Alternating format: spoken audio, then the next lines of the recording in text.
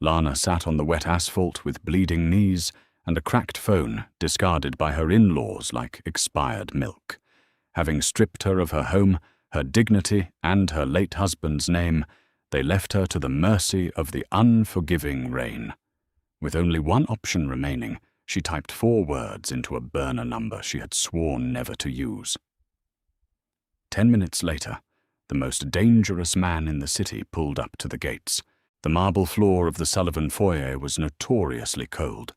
Lana knew this because she was currently pressed against it, the side of her face resting on the pristine veins of grey stone. Her jaw throbbed where one of the private security contractors had backhanded her. "Get her up," Arthur Sullivan said. His voice didn't rise above a conversational hum. He adjusted the cuffs of his bespoke suit, looking at Lana with the mild annoyance of a man who had just discovered a rat in his wine cellar. 2 pairs of hands hauled Lana to her feet. Her knees wobbled. She was still wearing the black dress from Leo's funeral.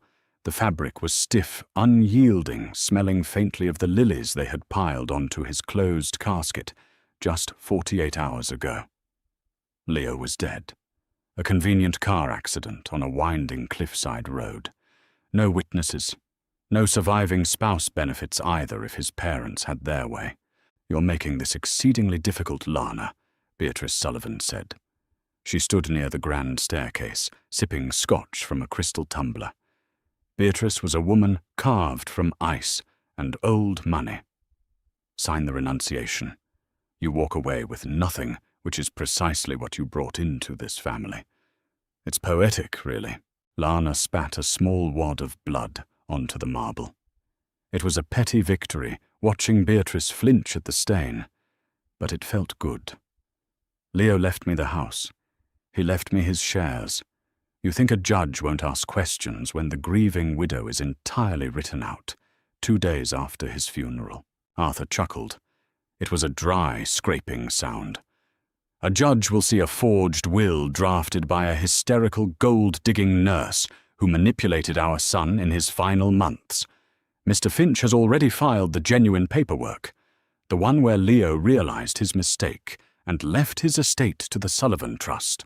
Mr. Finch, the family lawyer, stood in the shadows near the door, clutching a leather briefcase. He didn't meet Lana's eyes. Nobody in this house ever really looked at her except Leo. And Leo was in the ground. "I won't sign," Lana said, her voice raspy.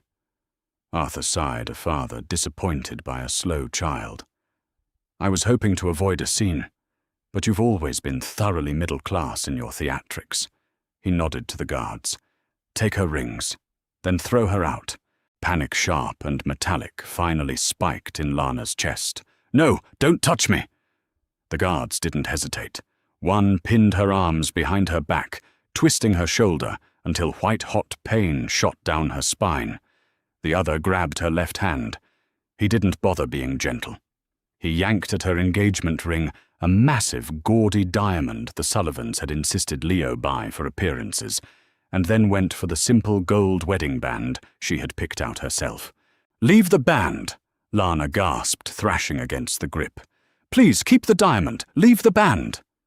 "Sullivan heirlooms belong to Sullivans," Beatrice stated. The guard tore the gold band over her knuckle, scraping the skin raw. Lana squeezed her eyes shut. She didn't cry. Crying was a currency the Sullivans thrived on, and her accounts were empty. "Her bags are on the porch," Arthur said, turning away. He was already bored. "If she steps foot on the property again, call the police. Tell them a trespasser is harassing us. If she speaks to the press, ruin her. If she finds a lawyer stupid enough to take her case." He paused, glancing back over his shoulder. "Well, accidents happen on those cliff roads every day." The threat hung in the air, heavy and absolute. They marched her to the heavy oak front doors. Outside, a torrential downpour lashed against the estate. The wind howled, rattling the glass panes. "Have a good night, Mrs. Sullivan." One guard sneered, opening the door. They shoved her, hard. Lana stumbled out onto the covered portico, her heels slipping on the wet slate. She crashed down the front steps, tearing the knees of her stockings and scraping her skin against the gravel driveway. The heavy oak doors slammed shut behind her, the deadbolts sliding into place with a definitive hollow echo. She was outside. The rain instantly plastered her black dress to her skin, freezing her to the bone. Lana pushed herself up on her hands. Beside her in the gravel lay a single black trash bag. They hadn't even packed her suitcases.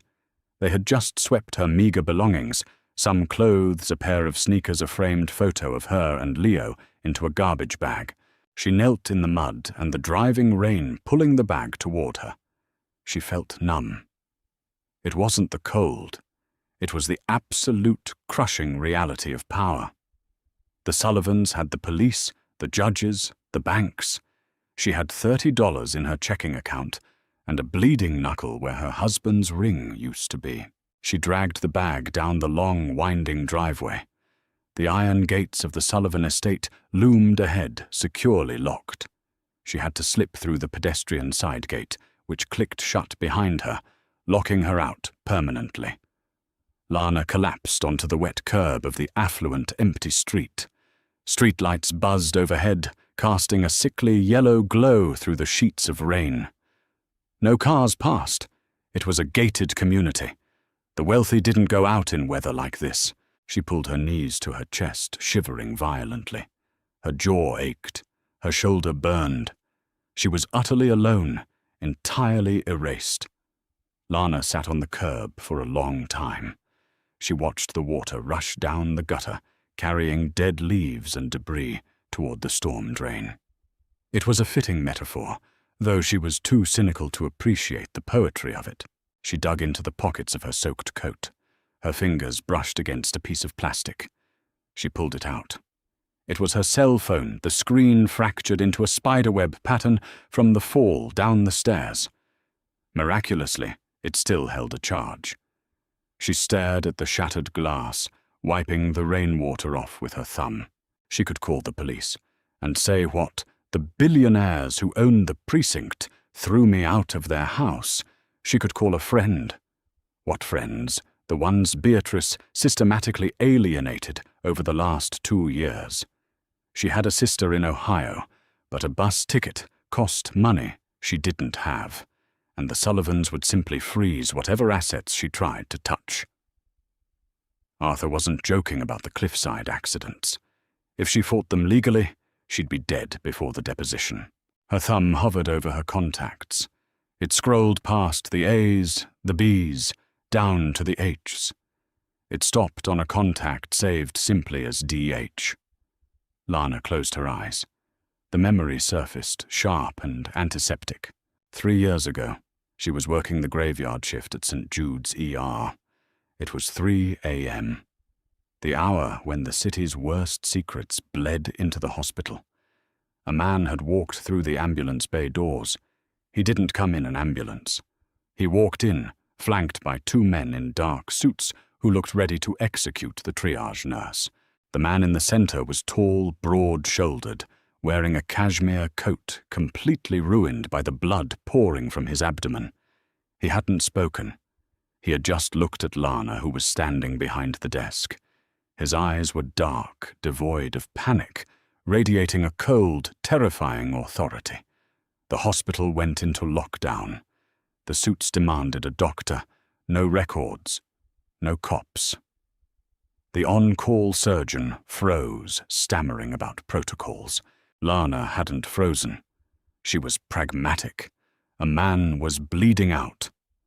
She bypassed the red tape, shoved the surgeon out of the way, and got the man into trauma room 1. She clamped the artery herself while the doctor hyperventilated. She didn't ask questions. She didn't log his name into the system. She just worked her hands, slick with his blood, until the bleeding stopped. When he woke up hours later, in a private room, Lana had been checking his vitals. "You didn't call the cops," he had said. His voice was like gravel scraping over iron, deep, quiet. "Cops make paperwork," Lana had replied, checking his IV. "I hate paperwork." He had studied her, not with gratitude, but with calculation, assessing her worth, assessing her risk. "What's your name?" "Nurse Gallagher," she said. "Lana," he corrected, reading her badge. He reached into his coat pocket, the coat draped over the chair, and pulled out a sleek black card with nothing but a phone number embossed on it. He held it out to her. "I don't take tips," she had said. "It's not a tip. It's a debt," he replied. "Brennan Hayes pays his debts. You need something. Anything. A problem goes away. A door opens. You call this. Once. Then we're even." She had taken the card. She knew who Brennan Hayes was. Everyone in the city knew. He wasn't a gangster who wore flashy suits and shot up restaurants. He was the undercurrent of the city. He owned the shipping yards, the unions, the judges that the Sullivans didn't. He was a ghost who commanded an army. She had programmed the number into her phone and burned the card. She told herself she would never use it. Getting involved with the Hayes Syndicate was a different kind of death sentence, but sitting here now, shivering on the curb, tasting her own blood, the calculus changed.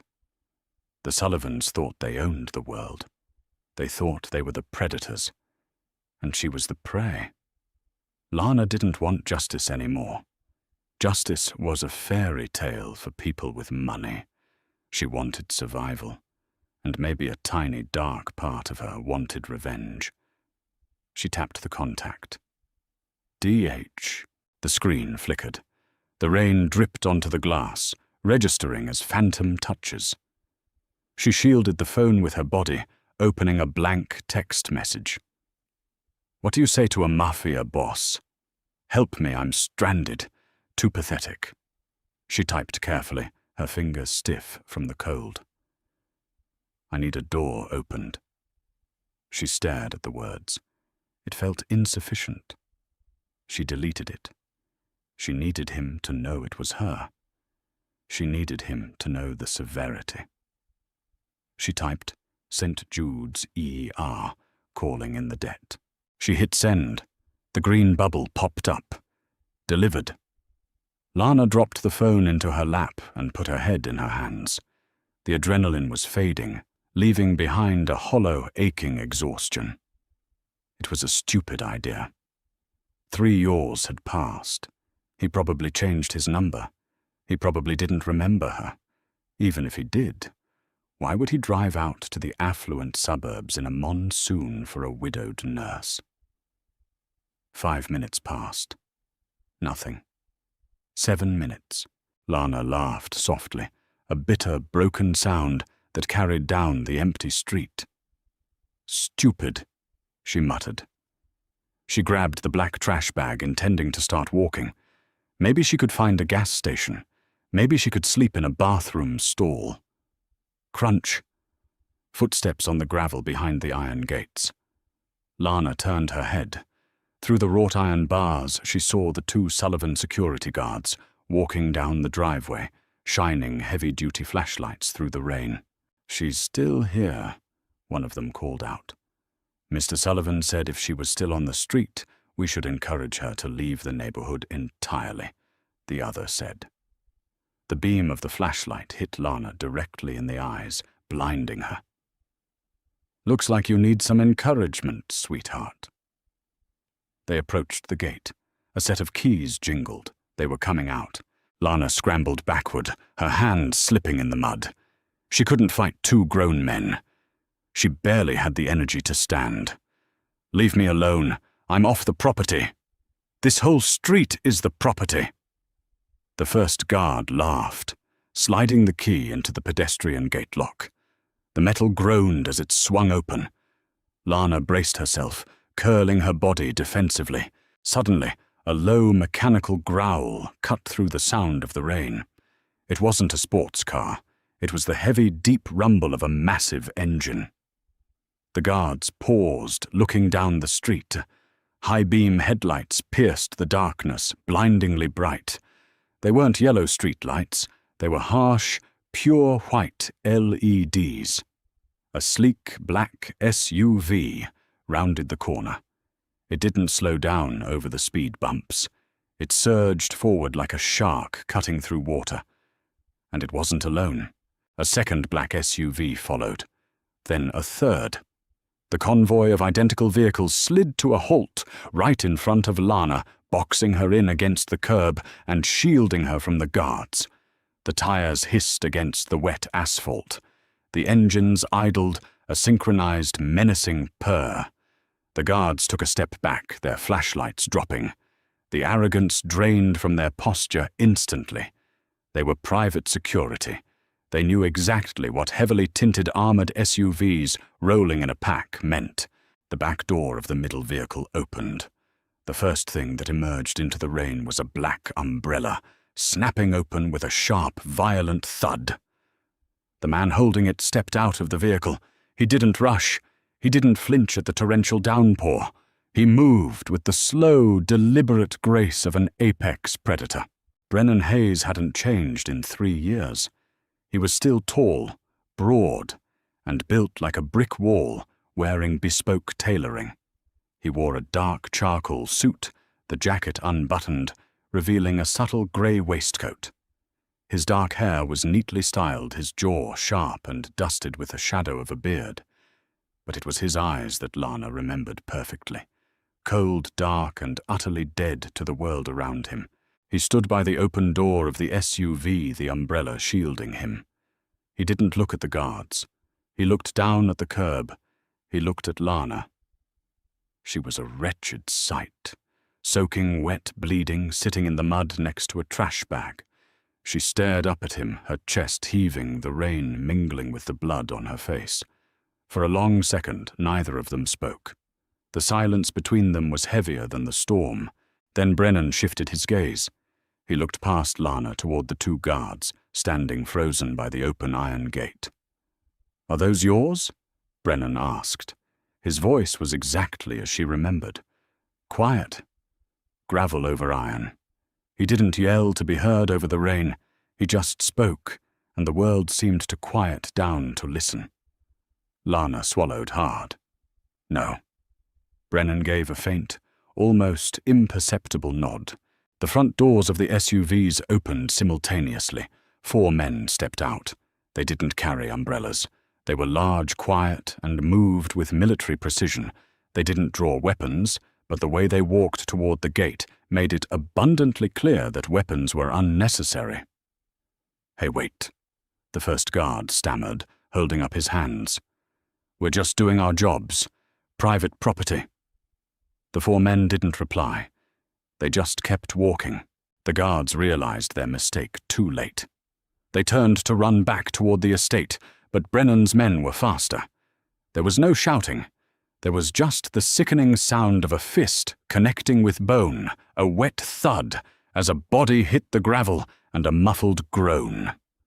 Lana flinched, squeezing her eyes shut. When she opened them a second later, both guards were on the ground inside the gate. Brennan's men simply stood over them, impassive, waiting for further instructions. Brennan hadn't even watched the violence. His eyes had remained entirely on Lana. He stepped forward, crossing the distance between the SUV and the curb. He stopped right in front of her. His expensive leather shoes were practically touching her ruined stockings. He crouched down, bringing the umbrella over her head, cutting off the relentless beating of the rain. The sudden absence of the freezing downpour felt like a shock to her system. Lana looked at him. Up close, she could see a faint white scar on his neck, disappearing under his collar. "You look like hell, Nurse Gallagher," he said softly. "It's Lana," she whispered, her teeth chattering. "And it's Mrs. Sullivan now, or it was." Brennan's gaze dropped to her left hand. He saw the torn skin, the bruised knuckle, the missing rings. A muscle in his jaw feathered. It was the only micro-expression he allowed himself, but it spoke volumes. "Who did that?" he asked. "My father-in-law, Arthur Sullivan." Lana took a shaky breath, forcing herself to hold his gaze. She couldn't show weakness now. Not to this man. "They threw me out. They took everything. They said if I fight them, I'll have an accident. Brennan's dark eyes stared into hers. He was reading her just like he had in the ER, weighing the situation, calculating the angles. The Sullivans were powerful, legitimate billionaires. Crossing them meant corporate warfare police, scrutiny, political blowback. I have nothing, Lana said, her voice cracking for the first time. She hated herself for it. I have absolutely nothing to pay you with. The debt was for a favor. I didn't mean to drag you into a war. Brennan reached out. His large hand, warm and calloused, brushed a wet strand of hair out of her eyes. The gentleness of the gesture was so at odds with the brutal efficiency of the men standing just a few feet away that it made Lana's breath catch. I decide what a debt is worth, Brennan said. He stood up, shrugging off his charcoal suit jacket. He draped it over Lana's shoulders. The heavy wool was radiating his body heat, smelling of rain-expensive cedar cologne and something distinctly metallic. He offered her his hand. Lana looked at it. Taking that hand meant crossing a line. It meant stepping out of the brutal but predictable world of the Sullivans and into the shadows of the Hayes Syndicate. There were no laws where he operated, only loyalty and blood. She placed her bruised hand in his. His grip was firm, pulling her effortlessly to her feet. Her legs buckled slightly, but he caught her elbow, steadying her against his side. The bag, Lana mumbled, pointing to the black trash bag in the mud. My things. Brennan glanced at one of his men by the gate. The man immediately jogged over, picked up the wet trash bag as if it contained crown jewels, and placed it gently into the trunk of the lead SUV. Brennan guided Lana toward the open back door of his vehicle. The leather interior was warm, dimly lit, and smelled of rich upholstery. "Where are we going?" Lana asked, hesitating, just before stepping inside. Brennan looked back at the sprawling, lit-up mansion of the Sullivan estate sitting at the top of the hill. His eyes narrowed slightly, a cold promise settling in his stare. "To get you a drink," Brennan said, his voice smooth and deadly. "And then we are going to take back everything that belongs to you." He ushered her into the SUV and closed the door, sealing her inside his world. The convoy engines revved in unison, turning away from the estate, disappearing into the storm. The drive was a blur of neon streaking across rain-slicked glass. Lana kept her eyes focused on the partition, separating the back seat from the driver. Brennan sat beside her, silent, a solid mass of heat in the chilled air conditioning of the SUV. He didn't offer platitudes. He didn't ask if she was okay. He treated her silence not as a fragility that needed coddling, but as a boundary he respected. The convoy descended into the subterranean parking garage of a brutalist high-rise in the financial district. The concrete pillars were thick, the lighting industrial and harsh. A private elevator waited at the end of a cordoned-off row. "Come on," Brennan said, stepping out. Lana clutched his oversized jacket closer to her chest and followed. The elevator ride was fast, the numbers ticking up to the 62nd floor, making her ears pop. When the doors slid open, there was no foyer, no greeting staff. They stepped directly into a sprawling, open-concept penthouse. It wasn't ostentatious like the Sullivan estate. The Sullivans decorated with 17th-century portraits and imported marble to prove their pedigree. Brennan's space was sharp edges, dark wood, and floor-to-ceiling windows overlooking the glittering grid of the city. It looked less like a home and more like a command center for a ghost. "Wyatt," Brennan called out. A man appeared from a side hallway. He wore a rumpled dress shirt with the sleeves rolled up, revealing a map of faded tattoos. He took one look at Lana, muddy, bleeding, shivering beneath Brennan's jacket, and his face remained entirely neutral. "Get a med kit and find some dry clothes, something small," Brennan ordered. "Right away," Wyatt said, disappearing as quickly as he arrived. Brennan guided Lana to a low, charcoal-colored sofa. "Sit," she sat. The leather was soft, sinking slightly beneath her weight. She felt absurdly out of place, leaving damp, muddy smears on the expensive furniture. Brennan walked to a wet bar built into the wall. He poured 2 fingers of amber liquid into a heavy glass and brought it to her. "Drink," he instructed. Lana took the glass. Her hand was shaking so badly, the ice clinked violently against the crystal. She brought it to her lips and swallowed. The whiskey burned like a localized house fire all the way down her throat, but it jump-started her heart. The shivering began to subside. Wyatt returned, setting a metal first aid case on the glass coffee table alongside a neatly folded pile of black sweatpants and a grey t-shirt. "Shower is down the hall, second door on the left."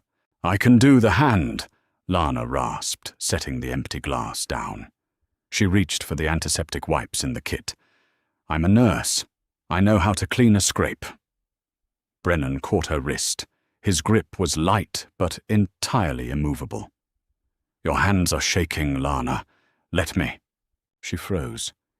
He knelt in front of her, the knee of his expensive trousers pressing into the floor. He didn't ask again. He took an antiseptic wipe, gently isolating her left hand.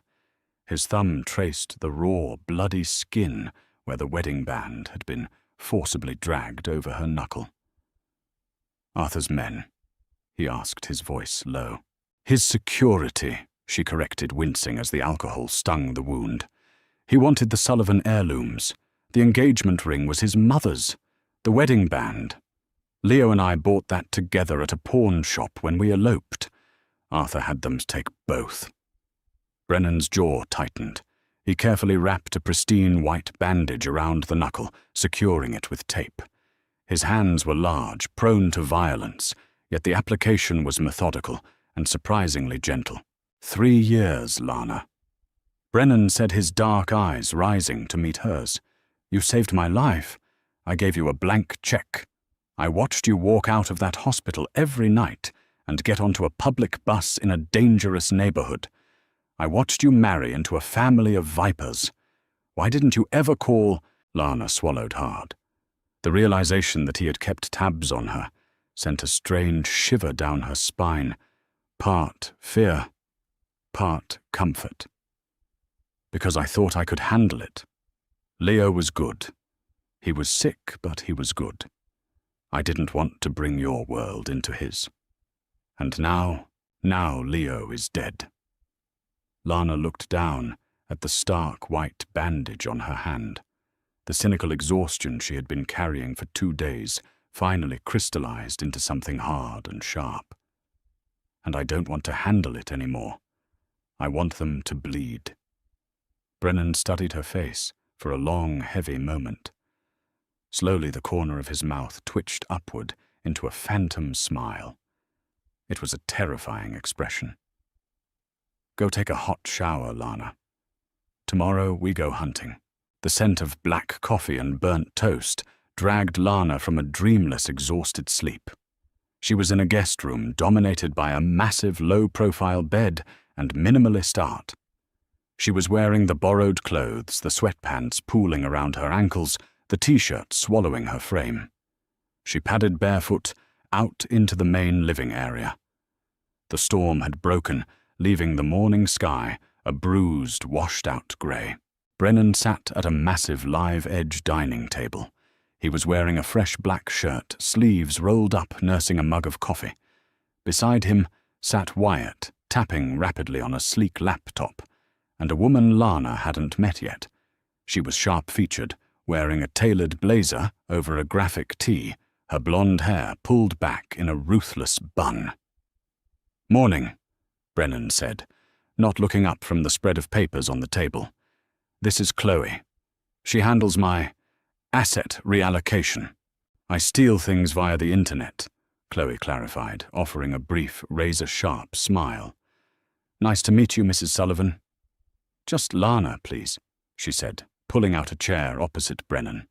Wyatt slid a mug of coffee toward her. "Drink up. We're reviewing the board."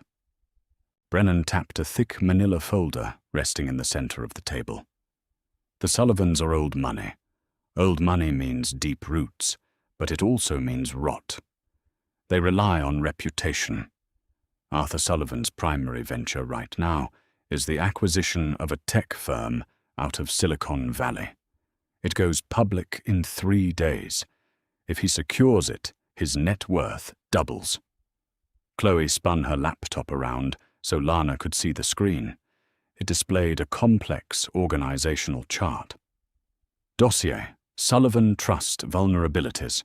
The Crown Jewel Project. Apex Silicon Valley Acquisition. Requires $400 million in liquid capital by Friday. The weak link, Mr. Gregory Finch, family attorney. Handles all the illicit paperwork. Gambles heavily at an underground club on Tuesdays. The leverage offshore accounts in the Caymans allegedly containing untaxed dividends used to bribe local zoning boards. They threw you out to protect the estate, Brennan explained, leaning back in his chair. They forged a will to ensure Leo's shares reverted to the trust.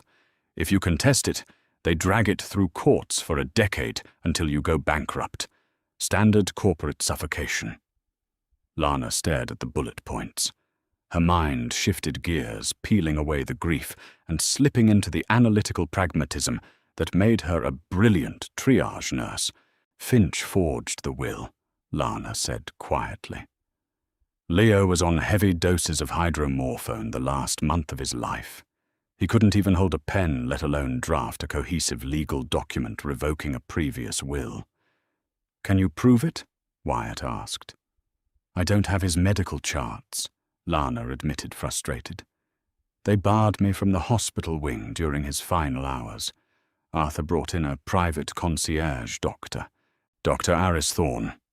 Chloe supplied, pulling up a photo of a slick-looking man in a lab coat. "Notorious for writing whatever prescriptions his wealthy clients want." "Leo didn't trust him," Lana said, a memory sparking. She sat forward, planting her elbows on the table. "Wait. Leo knew his father was hovering. He knew Arthur hated me. A week before he died, Leo had a lucid day. He told me he secured a failsafe." Brennan's eyes locked onto hers, entirely focused. "What failsafe?" "A safety deposit box, not at a bank. At the municipal post office, under an alias. He said if anything happened, the key was the only thing that mattered." She looked down at her bandaged hand. The blood drained from her face. "The key. It was welded to the inside of my wedding band. The one Arthur's guard ripped off my finger." The room went dead silent. Brennan slowly lowered his coffee mug to the table. The soft clink sounded like a gunshot in the quiet room. "Arthur has the ring," Brennan stated. It wasn't a question. "He probably doesn't know about the key," Lana said, her pulse quickening. "It just looks like a thick, reinforced band. He took it out of spite." Brennan looked at Wyatt. "Where is Arthur Sullivan this morning?" Wyatt typed for 3 seconds. "Breakfast meeting at the Sterling Club, discussing the final bridge loan for the Apex acquisition with the board of directors. Finch is with him." Brennan stood up. The relaxed, calculating atmosphere evaporated, replaced instantly by the cold, heavy gravity he had carried in the rain the night before. He didn't look angry. That was what made him terrifying. He looked entirely indifferent to the destruction he was about to cause. "Wyatt, pull the cars," Brennan ordered. He looked down at Lana. "Finish your coffee." "Where are you going?" she asked. "To get your ring back." The Sterling Club was a monument to exclusionary wealth. Housed in a heritage building downtown, it smelled of cigar smoke, leather-bound books, and multi-generational arrogance. The waitstaff moved like ghosts, trained never to interrupt the flow of capital being negotiated over eggs Benedict. Arthur Sullivan sat at a round corner table in the private dining room. Mr. Finch sat to his right, furiously typing on a tablet. 3 board members sat opposite them, nodding along to Arthur's measured, confident baritone. "The Apex deal closes on Friday," Arthur said, slicing into a piece of perfectly seared steak. "The slight delay regarding my late son's estate has been entirely resolved. The capital is liquid. There are no loose ends." "And the widow?" one board member asked carefully. Arthur waved his fork dismissively. A momentary lapse in Leo's judgment. She has been removed from the board and the premises. She lacks the resources to mount a legal challenge. You won't hear from her again. The heavy mahogany doors of the private dining room swung open. No staff announced the new arrival. In fact, the 2 burly club bouncers who normally guarded the door were visibly absent. Brennan Hayes walked into the room. He was wearing a tailored navy suit that fit perfectly, no tie, the top 2 buttons of his shirt undone. He didn't strut. He walked with the relaxed, predatory stroll of a man who owned the floorboards beneath his feet. Behind him walked 2 of his men. They closed the heavy doors with a decisive click, locking out the rest of the club. Arthur looked up, irritation flashing across his face. "This is a private room. Who let you in here?" Finch, however, had stopped typing. The color drained from the lawyer's face so fast, he looked as though he might faint. He recognized the man. Everyone who operated in the city's grey areas knew the ghost. "Mr. Sullivan." Brennan said, his voice a low rumble that easily carried across the large room. He pulled out an empty chair opposite Arthur and sat down uninvited. "Enjoying your breakfast?" "I am calling security," Arthur snapped, reaching for the small silver bell on the table. Brennan didn't move to stop him. He just watched. Arthur rang the bell. Nothing happened. He rang it again, harder. Security had a sudden shift in priorities. Brennan informed him smoothly. He rested his hands on the white linen tablecloth. "As did your valet, your driver, and the local precinct captain you paid to patrol your gated community." Arthur's eyes narrowed. The arrogance remained, but a sliver of caution finally bled in. "Who are you?" "My name is Brennan Hayes. I'm here representing a mutual acquaintance, Lana Gallagher." Arthur let out a harsh, barking laugh, tossing his napkin onto his plate. "The nurse, of course. She finds herself in the gutter and immediately opens her legs to the nearest thug, willing to play white knight. Listen to me, Mr. Hayes. I don't care what street corner you run. You are entirely out of your depth here. Leave before I ruin you." The 3 board members shifted uncomfortably. One of them slowly stood up. "Arthur, perhaps we should reschedule." Brennan didn't look at the board members. He kept his dark, dead eyes fixed on Arthur. "Sit down." He didn't yell. He didn't raise his voice, but the command was absolute. The board member immediately sank back into his chair, sweating profusely. Brennan reached into his jacket pocket and pulled out a small velvet bag. He dropped it onto the table. It landed with a heavy metallic thud. "Last night," Brennan said, his tone conversational, "your men assaulted my client. They stole 2 rings from her left hand. I want the gold band back." "I have no idea what you're talking about," Arthur sneered. "Those rings belong to the Sullivan Trust." Brennan sighed. It was a soft, disappointed sound. He nodded to the man standing by the door. The man stepped forward, dragging something heavy from the shadows of the hallway. It was one of the security guards from the estate the night before. His face was a swollen, purple mess, and his arm was hanging at a deeply unnatural angle. The man dumped the guard onto the pristine carpet. The board members gasped. Finch pressed himself into his chair, trying to become invisible. "He says he gave the rings to you at 2 a.m., Brennan said. Arthur stared at the broken man on the floor. For the first time, genuine fear cracked his icy facade. He looked at Brennan, finally realizing the caliber of the monster sitting across from him. "You're insane," Arthur whispered. You think you can walk into the Sterling Club and threaten me for a piece of cheap gold? I don't threaten Arthur." Brennan leaned forward, entirely invading Arthur's space. The smell of cedar and cold iron seemed to suffocate the table. "You have 30 seconds to put the gold band on this table. If you don't, I will have Chloe wipe your offshore Cayman accounts. Yes, I know about the untaxed dividends. Then I will take Mr. Finch here for a long drive to discuss how one forges a dead man's signature." Finch whimpered. 10 seconds, Brennan said. Arthur's chest heaved. The calculation was visible in his eyes. Pride versus survival. He reached into his breast pocket and produced the simple, scratched gold band. He threw it onto the table. It rolled, stopping against Brennan's coffee cup. "Take it!" Arthur spat. "But you tell that gold-digging whore that she gets nothing else. The will is ironclad. She's penniless." Brennan picked up the ring. He held it up to the light, inspecting the thick, reinforced interior, confirming Lana's suspicion. He slipped it smoothly into his pocket. He stood up, adjusting his suit jacket. He looked down at Arthur with an expression of profound pity. "You misunderstand the situation, Arthur," Brennan said quietly.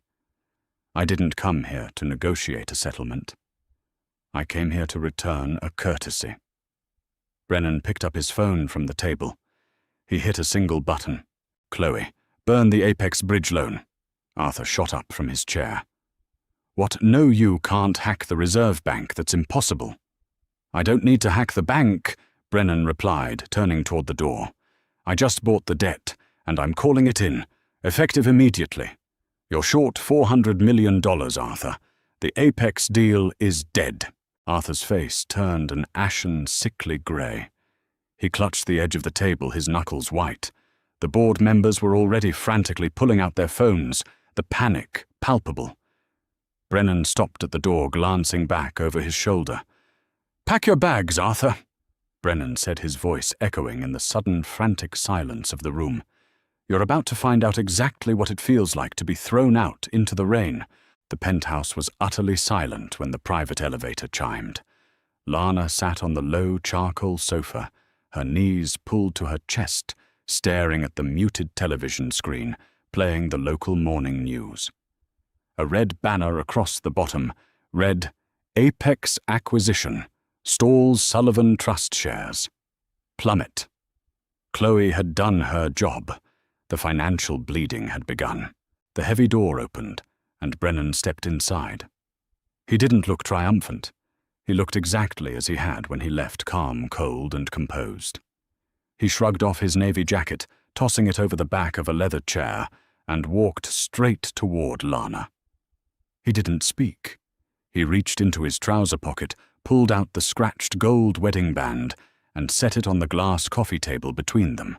Lana exhaled a breath she didn't know she was holding. Her uninjured hand reached out, trembling slightly, to pick it up. The metal was still faintly warm from his pocket. She ran her thumb over the familiar nick on the edge, a scratch Leo had put there the day they moved a heavy oak dresser into their first apartment. "He just gave it to you?" Lana asked, her voice barely a whisper. "Arthur is a man who understands leverage," Brennan said, sitting in the armchair opposite her. He rested his elbows on his knees, leaning forward. He chose his empire over a piece of spite. Unfortunately for him, he lost both. Wyatt emerged from the hallway, carrying a small black canvas tool roll. He set it down next to the ring and unrolled it, revealing a row of precision instruments, micro-torches, jeweler's saws, magnifying loupes, and fine-tipped pliers. "You said the key was inside the band," Wyatt stated, snapping a pair of latex gloves onto his hands. "It's a thick casting. Looks solid. But there's a seam on the inner rim. Barely visible unless you know what to look for." Leo knew a guy in the jewelry district, Lana explained, watching Wyatt fit a jeweler's loupe to his right eye. "He paid in cash. Told me never to take it off." Wyatt clamped the ring into a small desktop vise, padded with leather.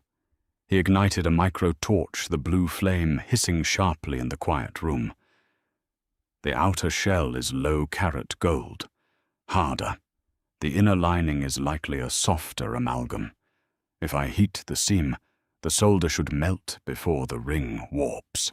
Lana watched the blue flame kiss the gold. The smell of hot metal and scorched carbon filled the air.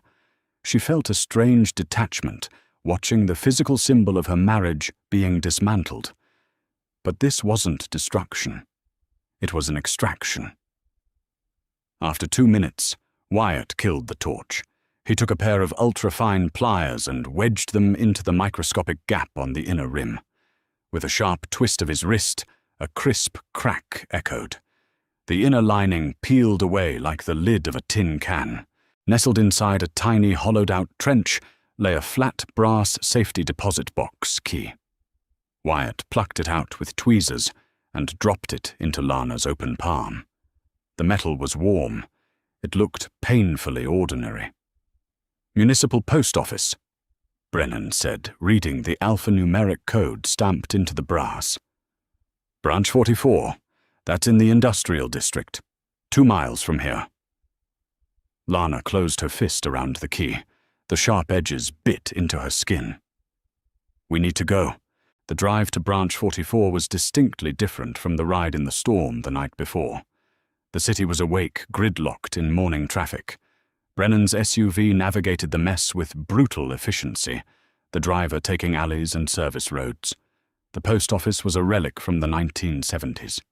Brown brick, fogged glass doors, and the permanent smell of wet cardboard and floor wax. The fluorescent lights overhead hummed with a sickly rhythmic buzz. Brennan flanked Lana as they walked to the front counter. A bored clerk in a faded blue uniform barely looked up from his crossword puzzle. "Box 814, Lana said, her voice steady. The clerk glanced at the key in her hand, then at the towering silent man in the bespoke suit standing ominously close behind her. The clerk swallowed, set down his pen, and pointed down a narrow corridor. "Back vault, aisle 4, bottom row." The vault was chilly, the air stale. Aisles of brushed steel boxes lined the walls like a morgue for secrets. Lana found aisle 4. She knelt on the scuffed linoleum, locating 814 just above the baseboard. Her hand shook as she slid the key into the slot. It turned with a heavy, satisfying click. She pulled the metal drawer free. It was heavy. Brennan stood guard at the end of the aisle, giving her space. Lana carried the box to a small wooden viewing desk bolted to the wall. She lifted the lid. Inside sat 3 items. First, a thick manila envelope, sealed with red wax. Second, a black USB flash drive. Third, a handwritten letter on plain, unlined paper folded once. Lana ignored the envelope and the drive. She picked up the letter. The handwriting was unmistakably Leo's. The ink was slightly smudged in places, written during a time when his hands were already failing him. "Lana, if you are reading this, I am dead, and my father has finally stopped pretending he possesses a soul. I am sorry I didn't tell you the truth. I wanted to keep the rot away from you. You spend your life fixing broken people. I didn't want you trying to fix my family. The envelope contains the genuine, irrevocable transfer of my entire estate, notarized by a federal judge outside of my father's payroll. It leaves everything to you. The house, the liquid assets the board seats. But the money isn't why they will try to ruin you. They will try to ruin you because of the drive. 6 months ago, I found a discrepancy in the Apex acquisition funds.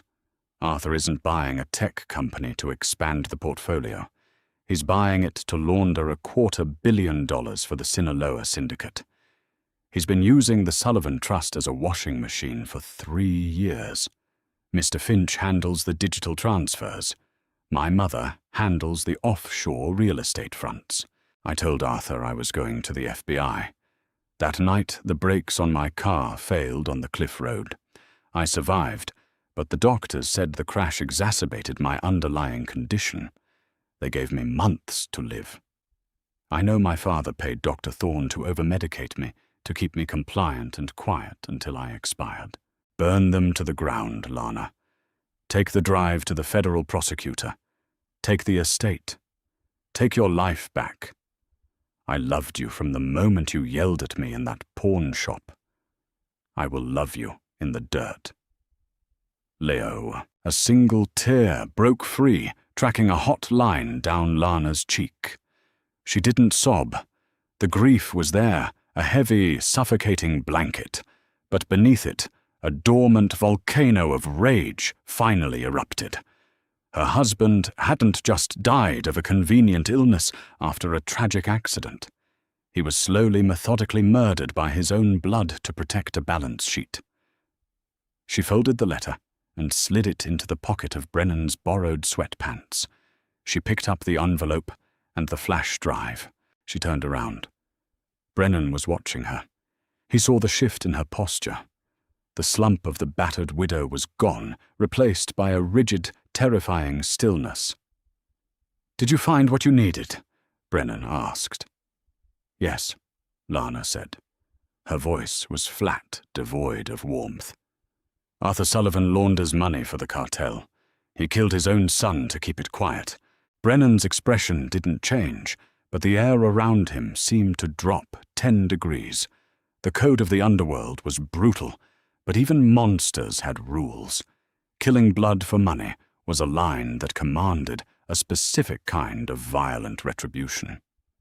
"What do you want to do with this?" Brennan asked, nodding to the items in her hand.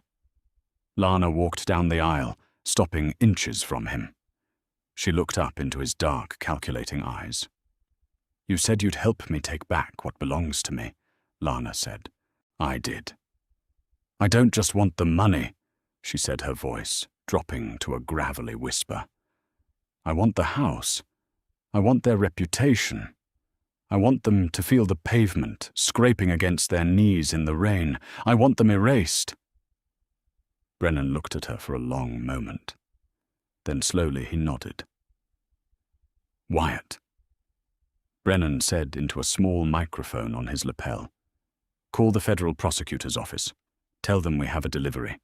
And tell Chloe to initiate the eviction." Arthur Sullivan was screaming at a junior bank executive through his phone when the front gates of the Sullivan estate were breached. He stood in the grand study, clutching a crystal glass of scotch. "I don't care about a freeze.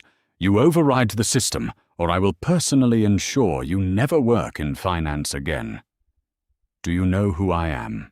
Outside the window, a line of black tactical vans tore up the pristine gravel of the half-mile driveway. They weren't Brennan's SUVs. They were armored vehicles belonging to the FBI and the IRS Criminal Investigation Division. Arthur dropped the phone. The glass of scotch slipped from his fingers, shattering against the antique Persian rug. Downstairs, the heavy oak front doors didn't swing open to a polite knock. They were violently breached with a steel battering ram. The sound echoed through the marble halls like a bomb detonating. "Federal agents, keep your hands where we can see them." Boots pounded against the marble. Beatrice Sullivan emerged from the formal dining room, wearing a silk dressing gown, her face pale with aristocratic outrage. "What is the meaning of this? I demand to speak to your superior. We are the Sullivans."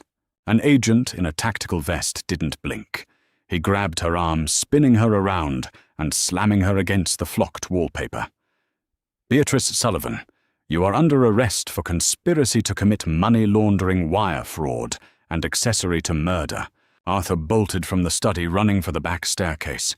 He didn't make it 3 steps. 2 agents tackled him to the floor, driving a knee hard into his spine. The air rushed from his lungs in a pathetic wheeze. Cold steel handcuffs bit into his wrists. "Get off me!"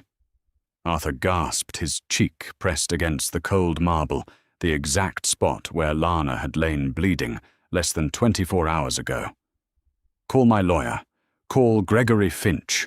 Mr. Finch is currently in a holding cell downtown, singing like a canary. A calm, familiar voice echoed from the top of the grand staircase. Arthur wrenched his neck upward. Lana walked slowly down the carpeted stairs. She was no longer wearing the borrowed oversized clothes. She wore a sharp, tailored black trench coat over a high-necked slate blouse. Her hair was pulled back tightly. Her left hand, wrapped in fresh white bandages, rested on the banister. Beside her walked Brennan Hayes. He moved like a shadow tethered to her side, silent and dominant. Lana. Arthur spat, struggling against the agents. You filthy little rat. You forged documents. You planted evidence. I didn't have to plant anything, Arthur, Lana said, stopping 3 steps from the bottom. She looked down at him. There was no gloating in her eyes, only a cold, clinical detachment. Leo kept receipts, every offshore transfer, every intercepted email to Dr. Thorne. He put it all on a drive and locked it away. Beatrice, pinned against the wall, let out a ragged, hysterical sob. You killed him. You killed my son. Lana turned her gaze to Beatrice. The older woman flinched. Your son died because you cared more about a balance sheet than his life, Lana said softly. He died knowing his parents were monsters. This estate belongs to the trust, Arthur yelled, spittle flying from his lips. You can't take this. We have judges. The judges you bought are currently being investigated by the Department of Justice. Brennan intervened, his voice effortlessly cutting through the chaos. As for the estate, he looked at Lana. Lana pulled a thick, legally bound document from her coat pocket.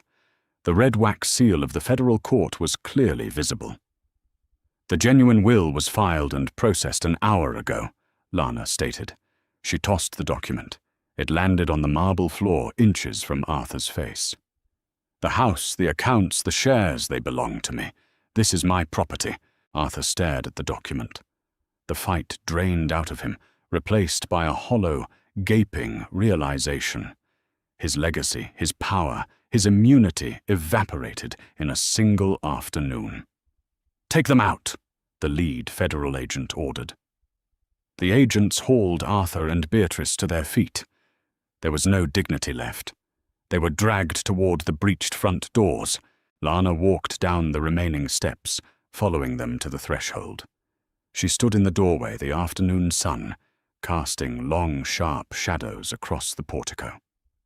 Arthur, Lana called out. Arthur, being shoved toward a waiting tactical van, looked back over his shoulder. His suit was wrinkled, his hair disheveled. He looked small, he looked old. When you get to lockup, Lana said, her voice carrying clearly across the driveway, tell them the middle-class nurse sent you. The agent shoved Arthur into the back of the van and slammed the heavy metal doors shut. Lana stood on the porch for a long time, watching the convoy of federal vehicles kick up dust as they exited the iron gates. The silence that fell over the estate was absolute. The Sullivans were gone. The rot had been excised. She felt a presence step up beside her. Brennan stood with his hands in his pockets, looking out over the sprawling, manicured lawns. It's a big house, Brennan noted. It's a mausoleum, Lana corrected. She turned away from the driveway, looking back into the foyer. The marble felt different now. It didn't feel oppressive. It just felt like stone. I'm selling it. Every painting, every rug, every acre. The money goes to the oncology ward at St. Jude's. Brennan's mouth quirked into that rare phantom smile. Arthur will likely have an aneurysm in his cell when he hears that. Good. Lana finally let her shoulders drop. The crushing weight of the last 3 days began to lift, leaving behind a profound, aching exhaustion. She looked at her bandaged hand. I owe you. You didn't just open a door. You brought down a fortress. Brennan turned to face her entirely. He didn't step closer, but his gaze was heavy, anchoring her in the space between them. The debt is settled, Lana, Brennan said. You asked for help. You got it. We are even. Lana searched his face. The coldness was still there, the armor he wore to survive in a world of violence. But beneath it, she saw the same recognition she had seen in the emergency room 3 years ago. 2 pragmatic, damaged people who understood exactly how brutal the world could be. "So I just walk away?" Lana asked softly. "You're a wealthy woman now, Mrs. Sullivan. You have a clean slate. You can go anywhere, be anyone." "I don't want to be Mrs. Sullivan," she said. "And I don't run." Brennan remained silent, waiting. "You tore down Arthur's legitimate empire." Lana continued, stepping slightly closer. "But the power vacuum he left behind is massive. The shipping contracts, the board seats the legitimate real estate. Someone is going to swoop in and take it. Someone worse." "That is the nature of the ecosystem," Brennan agreed. "Unless someone takes it first," Lana said. Brennan's eyes narrowed slightly, a spark of genuine curiosity cutting through his stoicism.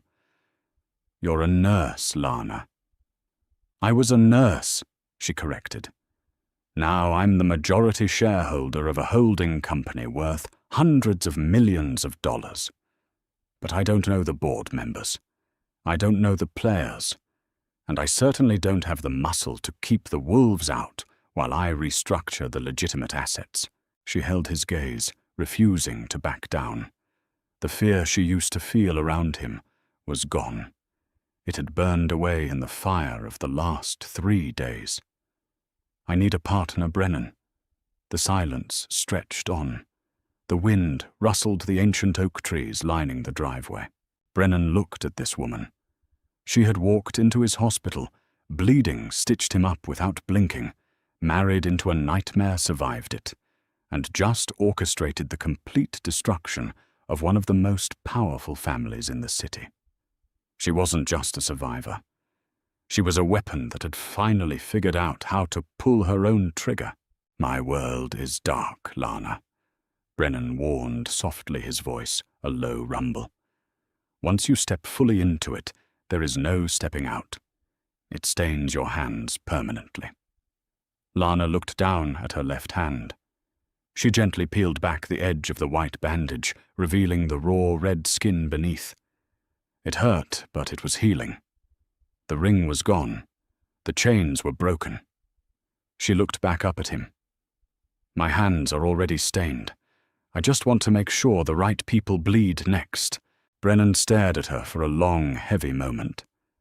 Slowly he reached out. He didn't grab her wrist this time.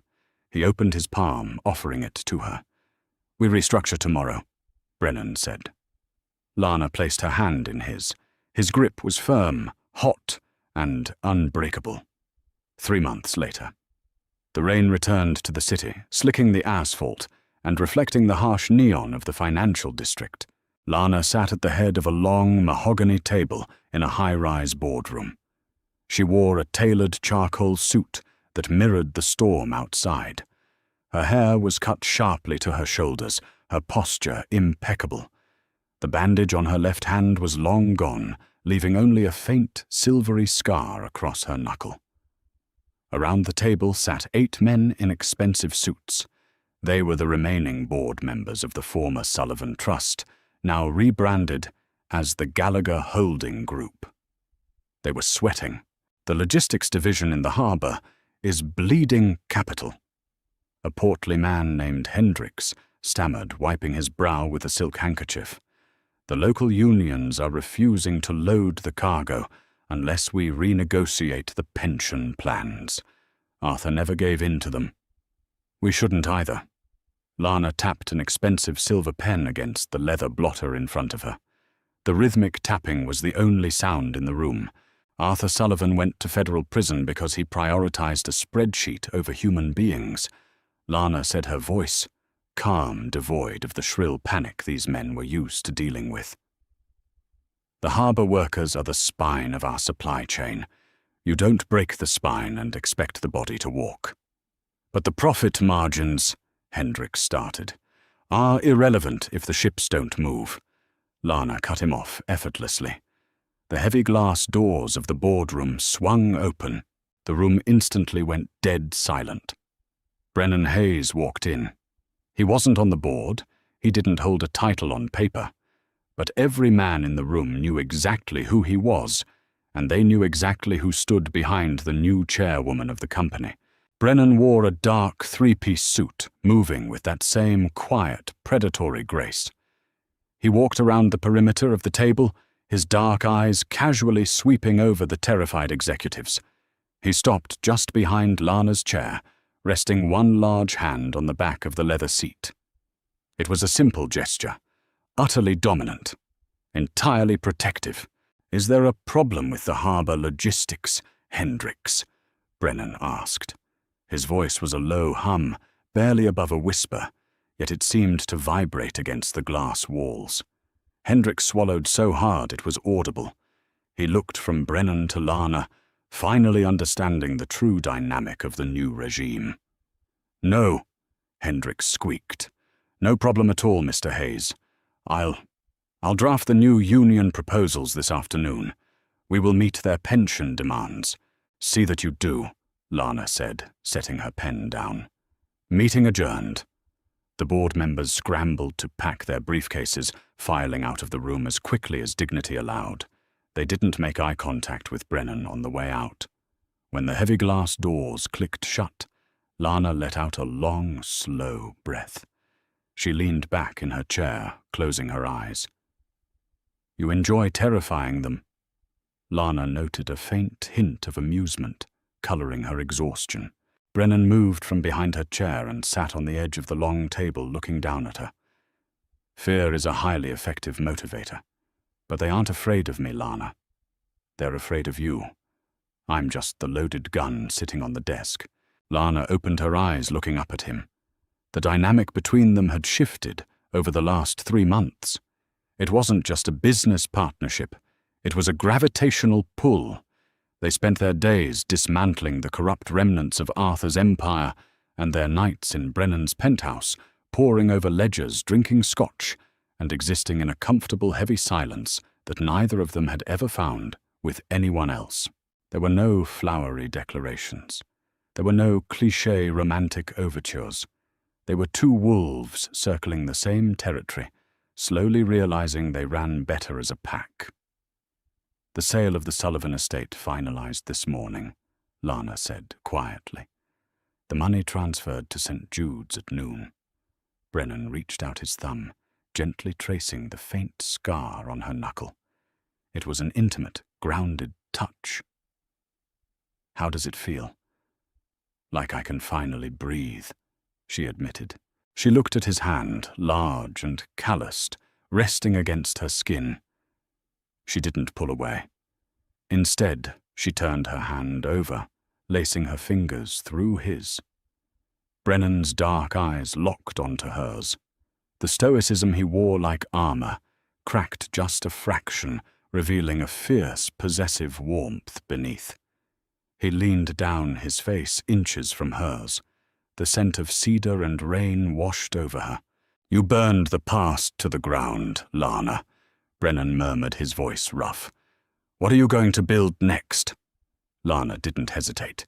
She looked at the man who had pulled her out of the mud and given her the matches. "An empire," she said softly. "Together." Brennan's phantom smile finally broke into something real. It was dangerous, beautiful, and entirely hers. He pulled her up from the chair, closing the distance between them. The rain continued to batter the glass of the high-rise, washing the city clean. The widow was dead. The queen had arrived, and the most dangerous man in the city was standing right beside her. Lana's journey from a bleeding, discarded widow in the freezing rain to the ruthless head of an empire proves one brutal truth: karma doesn't just happen. Sometimes you have to drag it out of the shadows yourself. She didn't just survive her in-laws' betrayal. She dismantled them piece by piece alongside Brennan Hayes. Two damaged people found exactly what they needed in the wreckage. If you loved this slow burn, gritty revenge drama, hit that like button right now. Share this video with someone who loves dark romance, and subscribe to the channel for more unforgiving stories.